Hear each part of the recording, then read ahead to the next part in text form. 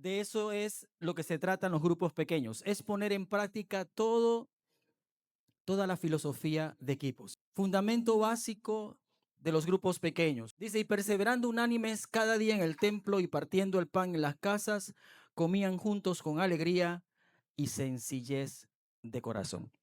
Este texto bíblico ilustra la vida clásica y natural y orgánica de la iglesia primitiva. En ese tiempo no existían templos, no existían esas catedrales, no existían iglesias, sino que sencillamente el pueblo del Señor se reunía en las casas. Y ahí ellos empezaron a lo que le llamamos nosotros a tener esa comunión cristiana. Y para eso están los grupos pequeños de crecimiento. Hay algunos textos, aquí hay 4, donde Pablo nos habla de cómo estos primeros creyentes participaban en sus casas. Dice, saludad también a la iglesia de su casa, Romanos 16:5. Primera de Corintios 16:19 dice, y las iglesias de Asia os saludan. Aquila y Priscila con la iglesia que está en su casa. Os saludan mucho en el Señor. Colosenses 4:15. Saludad a los hermanos que están en la Odisea y a Ninfas y a la iglesia que está en su Filemón 1 y 2. Pablo, prisionero de Jesucristo, y el hermano Timoteo, al amado Filemón, colaborador nuestro, y a la amada hermana Apia, y a Arquipo, nuestro compañero de milicia, y a la iglesia que está en tu casa. Para el tiempo de la pandemia, durante esa fuerte cuarentena, no podíamos reunirnos en las iglesias. Pasamos cerca de 4 o 5 meses, ¿verdad? Más o menos. Pero encerrados que no podíamos salir para ningún lado, ni para el súper. Pasamos tiempos, años. ¿Qué hacía la iglesia del Señor en ese instante? Empezamos a buscar tecnología. Y quiero decirle que la diferencia fue tener grupos de crecimiento. Tener grupos de crecimiento en esos momentos de crisis marcan la diferencia. Mantienen la cohesión, mantienen la comunión, mantienen la atención, porque era una de las cosas más importantes en ese momento. Todo mundo estaba disperso. La iglesia del Señor que no tenía grupos se vio casi a punto de extinguirse. Ahora esas iglesias, si pudieron sobrevivir, tienen otra congregación. Así que es una de las cosas que quiero resaltar esta tarde. Quiero exhortarlos e invitarlos. Si alguna vez usted tuvo grupos de crecimiento en su iglesia y por alguna razón ya no tiene, quiero animarlo a que retome esa visión. Quiero animarlo de verdad, le invito de todo corazón a que vuelva a abrazar eso que la iglesia primitiva practicaba de forma natural. ¿Qué es un grupo pequeño de crecimiento? Pregunta para el grupo. A ver, ¿qué se le ocurre? ¿Qué es un grupo pequeño? ¿Grupo de pocas personas? Ok, ¿qué más? Una reunión para compartir la palabra de Dios. ¿Por este lado alguien?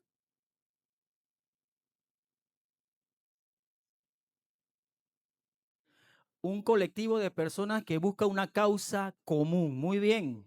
Primero voy a hablarles de qué no es un grupo pequeño. No es una reunión semanal. No es que yo pongo ganchitos en el calendario y digo, ya terminé la reunión. Un grupo pequeño de crecimiento es lo que sucede de reunión en reunión. Lo que si usted se reúne, por ejemplo, un martes y usted dice, ay, ya pongo ganchito, terminé mi reunión.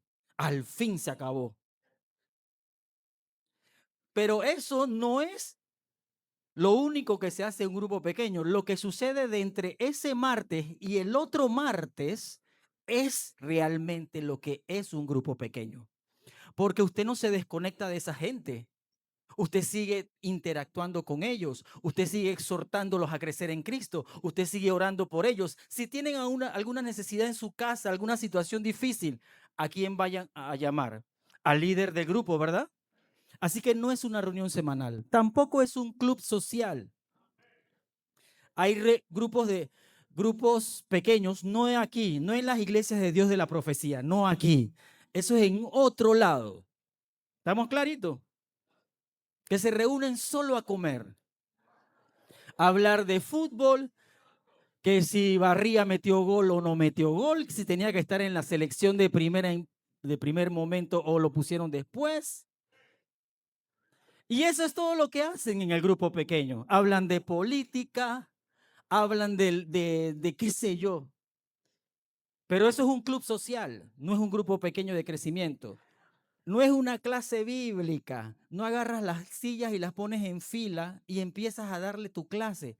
No utilicemos equivocadamente lo que es el concepto de un grupo pequeño de crecimiento. ¿Qué sí es? Es un lugar para crecer. De hecho, ese es nuestro eslogan. Es un lugar para crecer, un lugar de atención personalizada. Ahora, cuando la iglesia pasa de 200 personas, el pastor difícilmente va a poder atender a esas 200 personas sin morir en el intento. ¿Me doy a entender? Tiene que tratar de delegar, así como nos decía el pastor, distribuir tareas en equipos que son principalmente los líderes de grupo para poder llevar la carga del peso de la pastoral. Porque si todos llaman al pastor a las 11 de la noche, usted se va a volver loco. No va a sostener eso. Bien, por eso es importante el grupo. Es un lugar de comunión donde nos vamos a conocer, donde vamos a establecer verdadero vínculo cristiano. En las iglesias grandes se sufre un problema. Las iglesias grandes pueden estar entre 500 a 1000 o 2000 personas. Las mega ya son mucho más grandes. Y las iglesias grandes son como una terminal. ¿Te ha ido a la terminal allá en Albrook? La gente llega, se sienta, se va y nadie sabe que se sentó. Pero en las iglesias pequeñas, cuando llega uno nuevo, oh, le caen en pandilla porque ya saben quién es. ¿Sí o no? Pero en las iglesias grandes sufrimos de este mal. Así que tenemos que ser mucho más precisos y por eso tratamos de que el grupo pequeño pueda crear ese vínculo con la iglesia principal. Dice, es un lugar donde se inicia un proceso facilitador de desarrollo ministerial, porque tenemos que llevar a la gente, como nos decía el pastor anteriormente, de un nivel al siguiente nivel de servicio. No pueden quedarse allí como bebés espirituales, ni como adolescentes espirituales. Lo que queremos llegar es a multiplicar a esa persona en otro líder, en otro anfitrión, en otra persona que evangelice, en otra persona que enseñe en la escuela bíblica, en otra persona que abra la puerta cuando vienen las personas a la iglesia, en otra persona que en algún momento se convierta en un diácono o en un pastor de otra iglesia. Amén. Es un lugar de salud espiritual. Eso es un grupo pequeño. Y póngale la definición que usted quiera adicional. Pero para poder definir qué es, debemos saber qué no es. Y usted debe de estar claro en eso para poder que no se le enreden las cosas. Muy bien. ¿Qué procesos se ejecutan dentro de un grupo pequeño? Podemos tener varios, pero quiero resaltar tres. Uno, evangelismo. Dos, el discipulado. Tres, la atención pastoral. Y usted dice, ay, ¿eso qué es? Ahora vamos a verlo. Básico, el grupo pequeño se convierte en el lugar donde se ganan almas para Cristo. En los grupos pequeños nosotros tenemos una dinámica que se llama la silla vacía. Dentro del grupo pequeño siempre se pone una silla vacía con un letrero que dice silla vacía, para decirle a todos los miembros del grupo que hay que invitar a alguien nuevo. Una vez un líder del grupo pequeño nos llamó a la oficina y nos dijo, hermano, no nos mande a más nadie. Yo, wow. Y todavía le cabía gente en la casa, porque si es por espacio, ni modo, ¿no? Porque hay grupos pequeños que quieren irse todos agarraditos de las manos en el rapto. Aquí no entra más nadie. Aquí somos lo que somos. Pero el grupo pequeño es un lugar para ganar gente para Jesucristo. Es un lugar para decirle a la gente, Jesucristo salva, sana y viene pronto. Tómalo como excusa y ponga la silla vacía. Esta silla está vacía. Mantiene a la congregación cumpliendo con la gran comisión. Entonces no puedes sacar el ingrediente ganar almas del grupo pequeño de crecimiento. Si no se vuelve un club social, hermano. ¿Cuánto tiempo tenía ese grupo que se quería ir juntos en el rapto? Más de 15 años juntos. Gloria a Dios. Son perseverantes, hermano. Ya se sabían hasta dónde estaban las arrugas que tenían, las verrugas. Pero eso no es el propósito. La idea es que la gente gane a otros. Segundo, es un excelente lugar para practicar el discipulado, tanto del nuevo creyente como el que está en crecimiento. Afirman al nuevo creyente en su caminar con Cristo y permite que el nuevo creyente sirva en un ambiente de bajo nivel de exigencia. Por ejemplo, la palabra de Dios dice que nosotros no podemos poner a un neófito ir al frente, ¿verdad? Liderizar una iglesia o un grupo, un punto de predicación, porque se puede enredar. El diablo lo puede enredar. Pero dentro del grupo pequeño, ahí ellos pueden aprender a servir en un ambiente de bajo riesgo. Y llega un momento en que esa persona va creciendo y usted le dice un día, César, ¿verdad? César, date la lección hoy. Pero él no es Spurgeon. Él no es, ¿quién más? De esos predicadores. Wesley, Hermes Espino. Él no es eso. Pero César va a ir aprendiendo poco a poco dentro del grupo cómo se dirige una reunión. ¿Qué le parece? Y así formas al liderazgo en bajo nivel de riesgo. Y por tercero, que este es el elemento diferenciador, es la atención pastoral. Necesita, la gente necesita ser pastoreada. ¿Está de acuerdo conmigo? Pero usted y yo no damos para tanto. A menos que nos vayamos a vivir a la casa de la gente. Pero cuando están en un grupo pequeño de crecimiento, tienen un pastor. Nosotros le llamamos en nuestra iglesia colaboradores pastorales. Oiga, eso tiene peso. Colaborador pastoral es que el pastor ha delegado autoridad pastoral en esa persona para que cuide a ese grupo. ¿Serio? Por eso no puedes poner a cualquiera. Si pones al chivo a cuidar al jardín,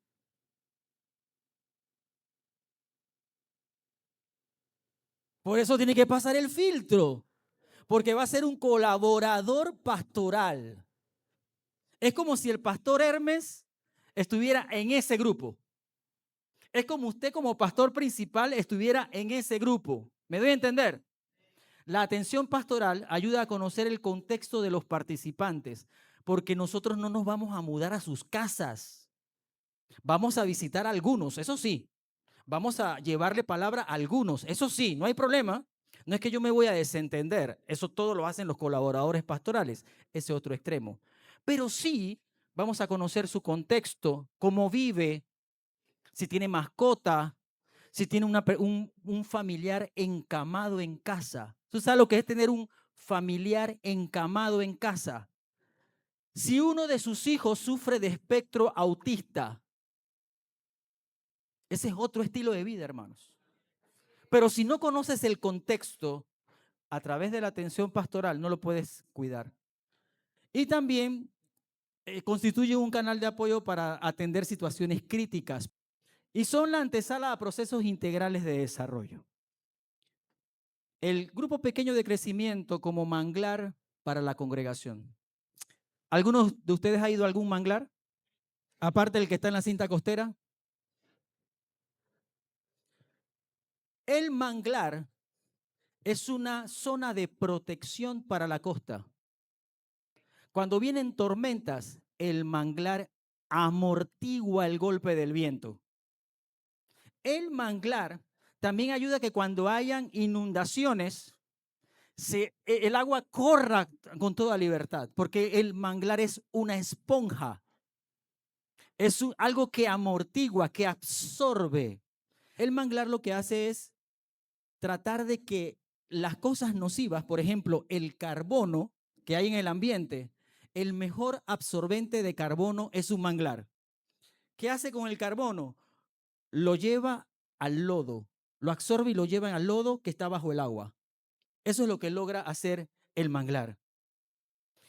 Y en la iglesia, nosotros nos dimos cuenta durante la pandemia que si nosotros no hubiésemos tenido ese manglar, la tormenta de la pandemia nos hubiera arrasado con la mitad de la congregación. Cuando la iglesia tiene grupos pequeños de crecimiento, difícilmente sufren en gran manera esa división. Se va un grupito. Siempre hay un grupito, ¿sabía eso, no? Siempre hay un grupito. Si el diablo se pudo llevar un grupito, hermano. Entonces, si no es por la pandemia, por lo menos tenga un grupo de líderes fieles a la visión que usted está dirigiendo y mantenga un grupo estructurado de grupos pequeños, porque eso hace que la iglesia se mantenga sólida. Factor clave número 1, la retención de los nuevos creyentes. Ese dolor de cabeza que nosotros metemos debajo de la alfombra. Llega la gente a la iglesia y por ahí mismo se va. ¿Le ha pasado eso? La terminal de Albrook. Entran, cogen su carro para Chiriquí y ahí se va, Dios me lo bendiga, hasta el regalo le dimos.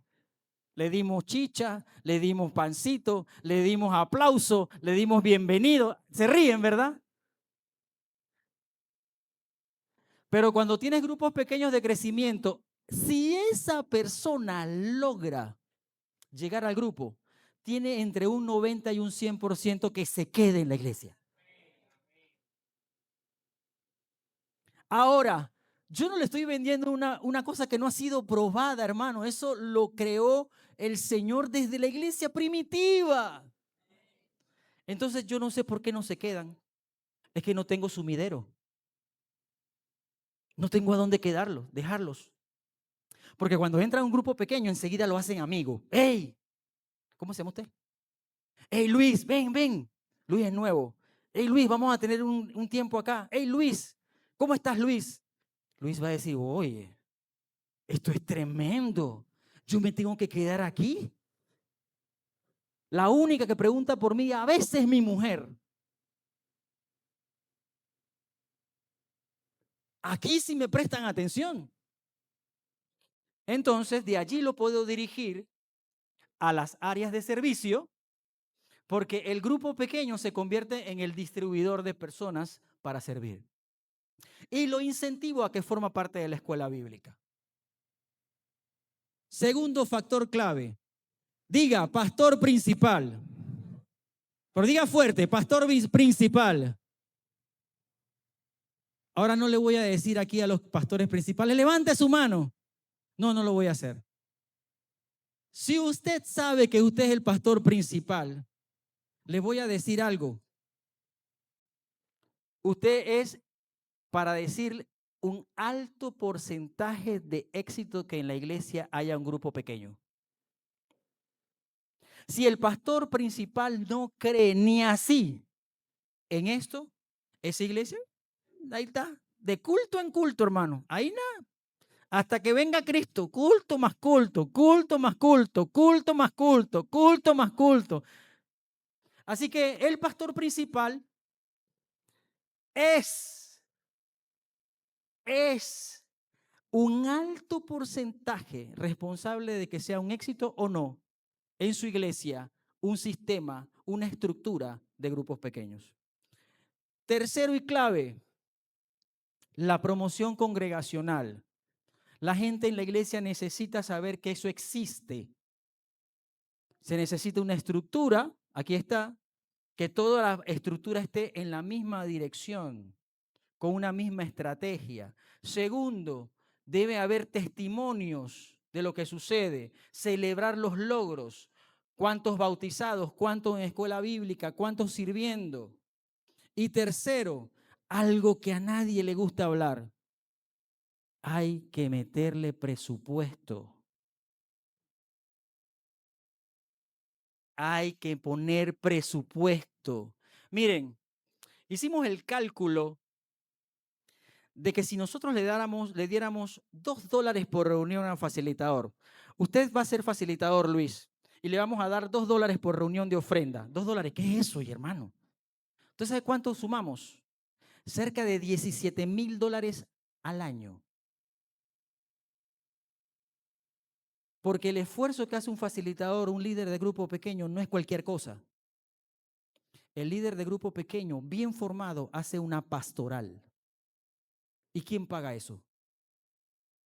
Hay que ponerle dinero a eso también. ¿Qué quiere decir eso? Oiga, si necesitan comprarle un material, compre el material. Si de vez en cuando hay que reunirlos para darles las gracias por lo que hicieron, denle un refrigerio, haga un sancocho, haga un arroz con pollo, lo que sea, que no salga caro. Pero hay que poner algo de dinero. No podemos esperar resultados, tener equipos motivados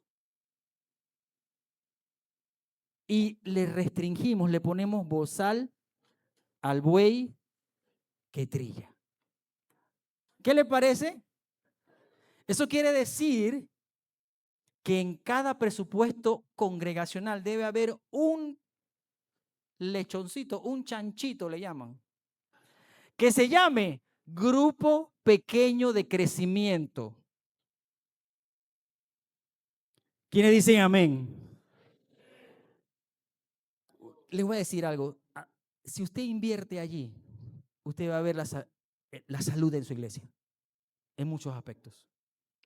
Es una salud integral, balanceada, que va a ayudar a que todo se haga de una manera correcta. Vamos a hablar un poquito sobre la estructura de liderazgo y formación de líderes. ¿Cómo se forma un líder de grupo pequeño? Esa es una pregunta clave. ¿Cómo se forma un líder de grupo pequeño de crecimiento?